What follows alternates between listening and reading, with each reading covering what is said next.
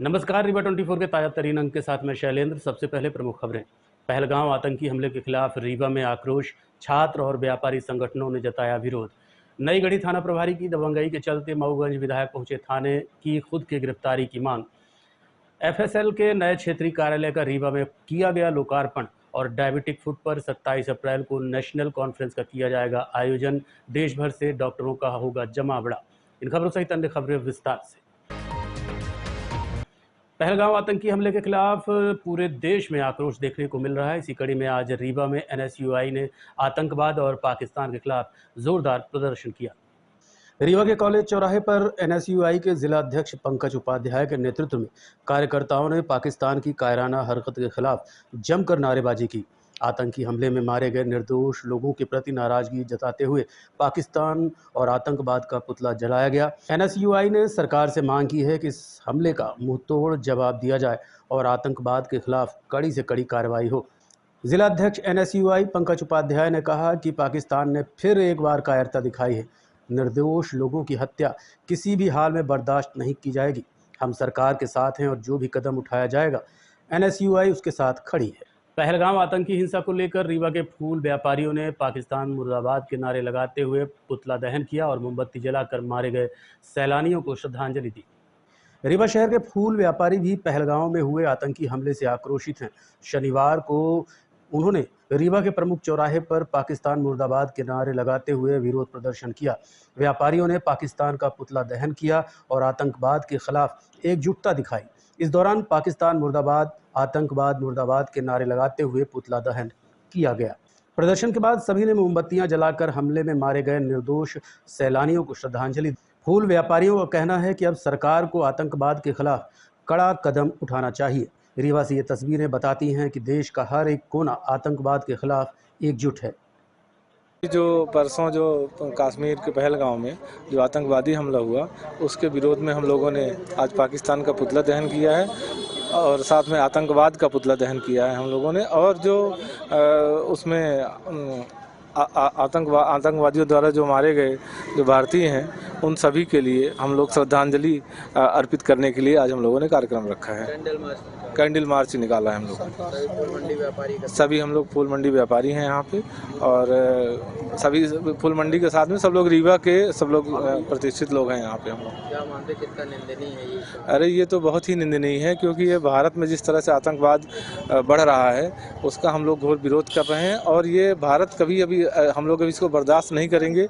अब हम लोग तो इस तरह की तैयारी करने में लग गए हैं कि चलिए अगर ज़रूरत पड़ती है तो हम सब लोग भी कश्मीर और बॉर्डर पे चल गए मुकाबला करेंगे। और नई गढ़ी थाना प्रभारी की दबंगई को लेकर मऊगंज विधायक थाने पहुंचे और खुद की गिरफ्तारी की मांग की।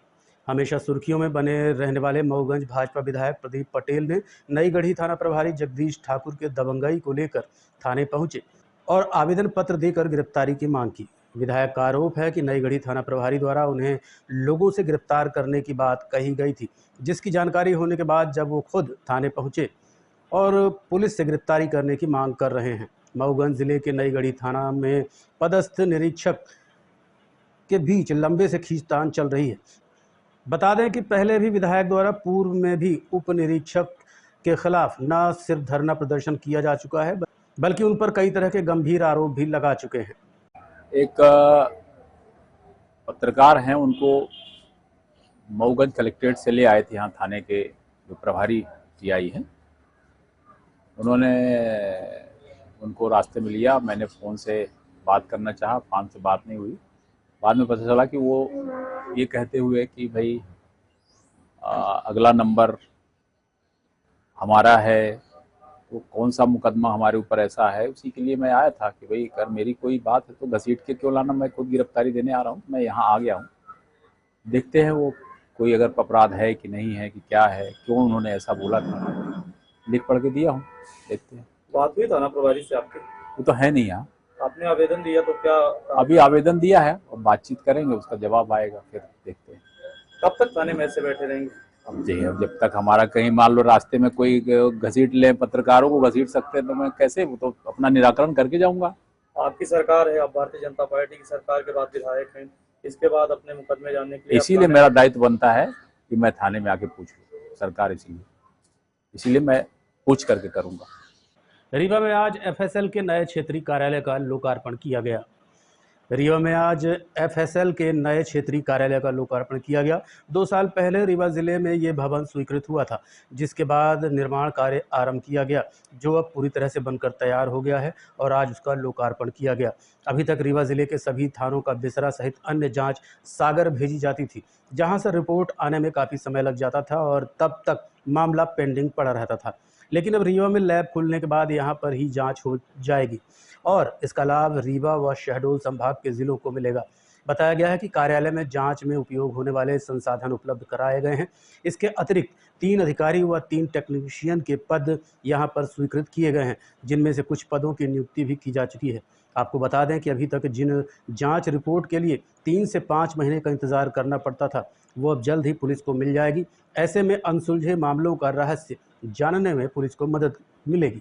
सैम्पलिंग्स होती थी और जो अन्य साक्ष्य होते थे, फिजिकल एविडेंसेस होते थे, खून आलूदा मिट्टी होती थी, उनको भेजने में समय लगने के कारण से कई बार जो हमारा स्पेसिफिक होता था वो खराब हो जाया करता था। अब चूंकि यह आरएफएसएल क्षेत्र में संभागवार सभी जिलों से काफी नजदीक आ चुकी है, तो मुझे लगता है कि अब क्षेत्रात्मक के साथ साथ गुणात्मक सुधार भी आपको देखने को प्रतीत होगा। देखिए, न सिर्फ अपराधों के अन्वेषण की गुणवत्ता में सुधार होगा, बल्कि जो पुलिस का समय सीमा जो पहले ज्यादा लगती थी, अब उसमें भी कमी आएगी। और ओवरऑल मैं ये कह सकता हूं कि रीवा संभाग के समस्त जिलों को इस आरएफएसएल के खुलने से वैज्ञानिक दृष्टिकोण के आधार पर अपराधों के निराकरण में बहुत फायदा होने वाला है। यहाँ से सामग्री जाती थी, सैंपल जाते थे, वो सैंपल जाते थे, सागर जाता था, भोपाल जाता था, जबलपुर भी अभी बना है तो जबलपुर जाने लगे डीएनए सैंपल्स। लेकिन उस वहाँ पे जाने में, वहाँ से रिपोर्ट आने में, वहाँ की पेंडेंसी काफ़ी अधिक होने पे, फिर प्रायोरिटी उसकी सेट होने पे कई बार हमको जो रिपोर्ट्स होती थी काफ़ी समय लग जाता था। कई बार हमें जो विसरा रिपोर्ट है अभी भी हमारे पास 1-1.5 साल का, उसमें पेंडेंसी लग जाती थी, काफ़ी समय लग जाता था। और कई सारी चीज़ जो निर्णय उस पर डिपेंड रहते थे साइंटिफिक एविडेंसेस पे, वो उसकी वजह से हम नहीं ले पाते थे और परिजन जो होते थे, फरियादी जो होते थे, वो परेशान होते रहते थे और उनको कहीं ना कहीं हम बोलते हैं कि justice delayed is justice denied. तो ये उसको हम लोग चाह के भी कई बार मदद नहीं कर पाते थे और बहुत मुश्किलें होती थी।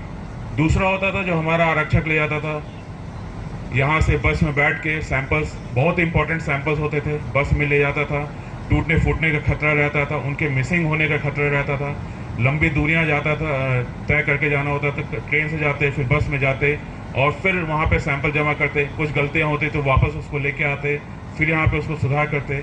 इसमें कई बार कुछ गलतियाँ भी हो जाती थी, कई बार सैंपल मिस भी हो जाते थे और उससे कहीं ना कहीं उस आरक्षक जो भी ले गया है उसको कहीं ना कहीं जांच कर सामना भी करना पड़ जाता था। स्वीकृत है, जिसमें से 5 अधिकारियों के हैं और 8 कनिष्ठ कर्मचारियों के हैं, जिसमें से 5 में से 3 की नियुक्ति हुई है अधिकारियों में और 8 जो लोअर स्टाफ है उसमें से 5 की हुई है। उपकरण कक्ष में अगर हम लोग कहें तो उपकरण हमारे पास काफ़ी सोफिस्टिकेटेड और हाई एंड के हैं एंड जिन्होंने भी बल्कि जो इंस्टॉल करने के लिए आए थे उन्होंने स्पेशली ये बात नोट की और उन्होंने बोला कि आप लोगों ने जो भी इंस्ट्रूमेंट खरीदे हैं वो अपनी सीरीज़ के हाई एंड के हैं। जैसे हम लोग कभी देखते हैं कि भाई एक कंपनी का एक सामान लेना है, उसमें एक लेवल का आता है, फिर अगले लेवल का आता है, फिर अगले का। तो जो भी इंस्ट्रूमेंट है वो सारे हमारे हाई एंड के हैं, वो अपनी सीरीज में जो मैक्सिमम या बेस्ट हो सकते थे उन्हीं को प्रोक्योर किया गया है। और इसके लिए स्पेशली जो भी इंस्टॉल करने आता था वो ये बिल्कुल कहता था कि जिसने भी परचेज़ या उसका प्रोसेस किया है वो काफ़ी बेहतर है। ये है तो उपकरण में हमारे पास GCMS वगैरह है, FTIR, FTUV, alkaliser, densitometer, viscometer, temperature dependent centrifuge machines, ultrasonic heaters, pH meters, और ये सभी हमारे विसरा परीक्षण में या रसायन से संबंधित परीक्षणों में कार्य करते हैं और काफ़ी उपयोगी हैं।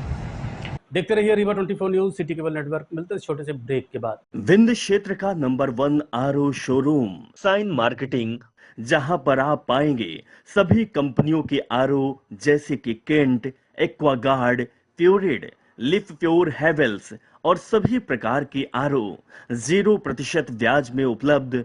बजाज फाइनेंस की सुविधा के साथ हर कंपनी के RO में सर्विस बिल्कुल फ्री है। मात्र 6,999 से RO शुरू है। कोई भी RO किसी भी कंपनी का RO लेने पर आपको एक डिनर सेट बिल्कुल फ्री मिलेगा। बस आपको पता याद रखें, Sign Marketing, hospital road, Gandhi complex, Rewa. Mobile number 9407817224। बहन का तिलक ले जाने से पहले ही भाई सड़क दुर्घटना का शिकार हो गया। घटना बैकुंठपुर के माड़ों के समीप की है। रीवा में बहन का तिलक ले जाने से पहले एक भाई सड़क हादसे का शिकार हो गया। हादसा रीवा बैकुंठपुर मार्ग में स्थित माड़ों के समीप हुआ, जहां एक तेज रफ्तार कार की टक्कर से बाइक सवार युवक गंभीर रूप से घायल हो गया। अचानक हुए इस हादसे में गंभीर रूप से घायल युवक को उपचार के लिए संजय गांधी अस्पताल पहुंचाया गया। प्रत्यक्षदर्शियों की माने तो बाइक सवार सड़क पर लहराते हुए बाइक चला रहा था। इस बीच कार सवार ने बाइक को 2 बार बचाने का प्रयास किया, लेकिन बाइक चालक की लापरवाही के कारण तीसरी बार टक्कर हो गई। टक्कर इतनी तेज थी कि बाइक तकरीबन 10 फीट ऊपर हवा में उछलकर दूर जा गिरी। घायल युवक की पहचान डिहिया निवासी किशन पांडे के रूप में हुई है, जिसे राहगीरों की मदद से अस्पताल पहुंचाया गया। ये बैकुंठपुर से मैं रीवा आ रहा था ड्यूटी, तो ये माड़ो बैद बाबा के पास ये बाइक से जा रहे थे, कार वाला भी जा रहा था, तो कार वाला इनको बचाने के चक्कर में 2 बार ब्रेक मारा, फिर ये रोड में तीसरी बार आ गए, कार वाला ठोक दिया। हमको तो अभी ऐसा लग रहा कि किए। इनके बहन की आज तिलक भी जाना था। हाँ, इनके घर में कोई फंक्शन है, अभी आए हैं इनके घर वाले परिजन। क्या नाम है इनका? किशन पांडे करके हैं, डिहिया के रहने वाले। हाँ। ये घटना कहाँ पर हुई है? माड़ो वैद बाबा के पास। रीवा शहर के बिछिया थाना क्षेत्र अंतर्गत सिलपरा नहर में संदिग्ध परिस्थितियों में एक शख्स की लाश मिली है। घटना के संबंध में मिली जानकारी के अनुसार सिलपरा के रहने वाले प्रेमलाल चतुर्वेदी, जिनकी उम्र 45 साल थी, गुरुवार सुबह गांव में ही किसी से झगड़ा कर घर पहुंचे। उन्होंने पत्नी से गांव में विवाद होना बताया और मारपीट करने की बात भी बताई, जिसके बाद प्रेमलाल घर से कहीं चले गए और कुछ देर बाद नहर किनारे उनका मोबाइल, चश्मा और चप्पल मिला। परिजनों ने बताया कि प्रेमलाल गांव में हुए विवाद और मारपीट की घटना से काफ़ी व्यथित थे। आशंका है कि इसी चलते उन्होंने नहर में छलांग लगा दी। फिलहाल पुलिस ने आज दूसरे दिन नहर से शव को बाहर निकलवाया और आवश्यक कार्रवाई कर मामले की जांच शुरू कर दी है। ये प्रेमलाल चतुर्वेदी हमारे बड़े भाई हैं। ये कल सुबह लगभग 11:30 बजे के आसपास घर गए, अपनी पत्नी से मिले, बताया किसी से विवाद हो गया है। अपन लोगों को जानकारी नहीं थी। गेहूँ कटाई लगी थी, अपन चल गए खेत तरफ। 12:30 के आसपास इंद्रभान पटेल की पत्नी घर जाके उनके पत्नी और बेटी से बताती है कि वो नहर तरफ चले गए हैं, चलो थोड़ा देख लो। तो वो बच्ची और उनकी बीवी दोनों नहर तरफ आई, तो उनकी चप्पल, मोबाइल और चश्मा तीनों प्राप्त हुए और उनकी शिनाख्त कुछ नहीं। आज सुबह 9:30 बजे उनकी बॉडी मिली सिलपरा नहर में। जी, कुछ कारण अब क्या बता दे सर, ये तो फिलहाल कुछ नहीं कह सकते। विवाद अब जो हुआ तो वो घर वाले बताएंगे। घर में हुआ था? जी, घर में नहीं, पड़ोस में किसी और घर से। जी, मारपीट हुई थी। कब हुई थी? कल है, लेकिन एक्चुअल अपने टाइम पता नहीं क्योंकि अपन खेत में थे। देखते रहिए Rewa 24 news, city cable network. मिलते हैं छोटे से ब्रेक के बाद। हड्डी जोड़ एवं रीढ़ रोग तथा स्त्री रोग एवं प्रसूति रोग का इलाज एक ही छत के नीचे। विघ्नहर्ता hospital and trauma centre, hotel landmark के पास, रतहरा, रीवा। डॉक्टर संतोष सोनी, पूर्व चिकित्सक, बॉम्बे हॉस्पिटल, मुंबई। हड्डी जोड़ एवं रीढ़ रोग विशेषज्ञ, छोटे चीरे एवं दूरबीन विधि द्वारा हाथ तथा पैर की हड्डियों का ऑपरेशन। गठियाबात, जटिल एवं बिगड़े हुए फ्रैक्चर का बेहतर इलाज करते हैं डॉक्टर संतोष सोनी। विघ्नहर्ता हॉस्पिटल ट्रॉमा सेंटर में ही स्त्री एवं प्रसूत रोग विशेषज्ञ डॉक्टर शैलजा सोनी भी उपलब्ध हैं, जिनकी देखरेख में नॉर्मल डिलीवरी, सिजेरियन ऑपरेशन एवं बच्चेदानी से संबंधित ऑपरेशन की बेहतर सुविधा। संतानहीन दंपत्ति तत्काल संपर्क करें। विघ्नहर्ता hospital and trauma centre, hotel landmark के पास, रतहरा, रीवा। सुविधाजनक एवं सफल इलाज हेतु आज ही संपर्क करें। विघ्नहर्ता hospital and trauma centre, hotel landmark के पास, रतहरा, रीवा। मोबाइल नंबर 7828781983 अथवा 8462956774 पर। रीवा में 27 अप्रैल को 3rd annual diabetic foot conference IPACON Rewa 2025 का आयोजन किया जा रहा है। रीवा में 27 अप्रैल को होटल सियाजी में 3rd annual diabetic foot conference IPACON Rewa 2025 का आयोजन किया जा रहा है। इस सम्मेलन का विषय है diabetic foot from preservation to care. सम्मेलन में देश भर से 15 से 20 नेशनल स्पीकर्स भाग लेंगे। मेडिकल स्टूडेंट्स और डॉक्टरों को नई तकनीकों पर वर्कशॉप और ट्रेनिंग भी दी जाएगी। पूरी जानकारी के लिए आपको लिए चलते हैं पत्रकार वार्ता में। वर्तमान में डायबिटिक की संख्या दिन पर दिन बढ़ती जा रही है। जैसे हिंदुस्तान में अब पहले 77 मिलियन मतलब करीबन 7 से 8 करोड़ मरीज हमारे डायबिटिक के थे। अब इसकी संख्या बढ़ती जा रही है और सबसे इसमें लोगों में अभी भी अवेयरनेस नहीं है कि डायबिटिक केवल ये बढ़ी हुई शुगर नहीं, मात्र इसके कई कॉम्प्लिकेशन होते हैं और उसमें एक सबसे खराब कॉम्प्लिकेशन होता है वो होता है डायबिटिक फूड का। इसमें अल्सर बन जाते हैं और इसमें इन्फेक्शन हो जाता है। और अभी जैसे पहले कहा जाता था कि हर एक मिनट में एक नॉन ट्रॉमेटिक एम्पुटेशन होता है, मतलब लोअर एक्सट्रीमिटी एम्पुटेशन हर एक मिनट में पूरे वर्ल्ड में होता है। अभी इसकी संख्या दिनों दिन बढ़ते जा रही है और प्रति 30 सेकंड में पूरे वर्ल्ड में कहीं ना कहीं डायबिटिक की वजह से एक व्यक्ति अपना जो पैर खो देता है। तो ये इसकी भयावहता इसलिए भी हो रही है कि लोगों को अवेयरनेस नहीं है कि अपने पैरों का कैसे ख्याल रखना है। हम सभी फिजिशियन ने इस और कदम बढ़ाए हैं कि हम किस तरह से सोसाइटी में ये जो बीमारी बढ़ रही है और लोगों में अवेयरनेस नहीं होने की वजह से जो दिन पर दिन लोगों को पैरों में इन्फेक्शन हो रहा है और पैरों को काटने की नौबत पड़ रही है। तो हमारे सर्जरी के और ऑर्थोपेडिक विभाग के सहयोग से हम लोगों ने ये तृतीय डायबिटिक फूड कॉन्फ्रेंस की है, जिसमें देश के माने हुए हमारे जो अध्यक्ष है डॉक्टर ए.पी. सूरी, जो हमारे डायबिटिक फूड एसोसिएशन के अध्यक्ष हैं, जो दिल्ली से आ रहे हैं, और इसके अलावा इंदौर, भोपाल, जबलपुर से भी हमारे कई वक्ता इसमें शामिल हो रहे हैं जो अपना ज्ञानवर्धक लेक्चर देंगे यहाँ पर। और जो हमारे डॉक्टर से करीबन 250 के करीब रजिस्टर हो चुके हैं पूरे मध्य प्रदेश में। ये तृतीय कॉन्फ्रेंस है। इसके पहले इंदौर और भोपाल में ये आयोजित हो सकी। पूर्व में ये इस पर इतना फोकस नहीं रहता था, लेकिन हर चौथे मरीज में डायबिटिक फूड के कॉम्प्लिकेशन खड़े हो रहे हैं। जिस तरह से हार्ट की बीमारी, किडनी की बीमारी, आँखें ये ख़राब हो रही है डायबिटिक, उसी तरह से ये भी एक ऐसी बीमारी है जो विकराल रूप ले रही है और आगे के समय में इसका और भयावहता हम लोगों को देखने को मिलेगी। तो अभी समय आ गया है कि हम डायबिटिक फूड पर अधिक से अधिक काम करें।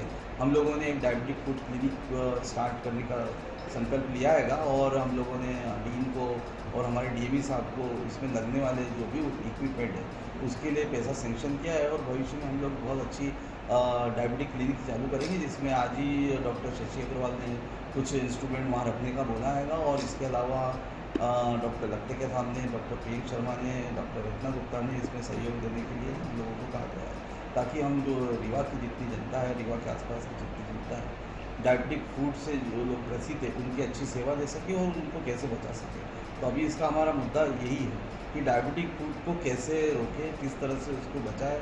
रीवा की जनता या रीवा के आसपास के लोगों को किस तरह से हम लोग कम समय में किस तरह से हम लोग जल्द से जल्द इनका डायबिटिक कंट्रोल करें और ये कॉम्प्लिकेशन ना हो। इसी पर हम लोग में इस आयोजन का आयोजन चेयरमैन हूँ डॉक्टर एम.आर. पटेल जो डायबिटोलॉजिस्ट है, ये इसके ऑर्गेनाइजिंग सेक्रेटरी। आज के अंक में इतना ही। देखते रहिए रीवा 24 न्यूज़। नमस्कार।